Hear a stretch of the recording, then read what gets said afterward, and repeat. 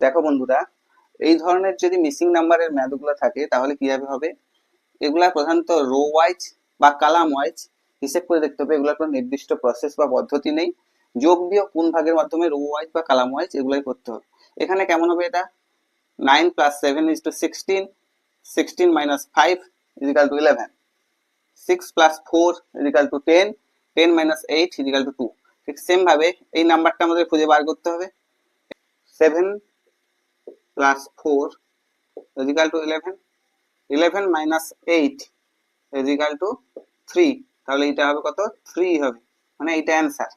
আবার 2 নম্বর প্রসেসে এই টাইপের যখন থাকবে মিসিং নাম্বার, তখন এগুলা কোনাকুনিও হতে পারে বা কালামওয়াইজও হতে পারে।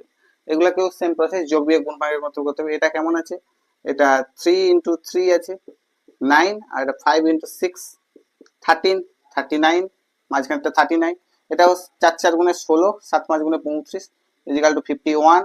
ঠিক সেম ভাবে এটাও হবে 4 × 3, 4 × 3 মানে 12, 12 প্লাস 5 × 5 25, তাহলে এটা হবে 37, এটা হবে 37 = তাহলে এইটাই অ্যান্সার।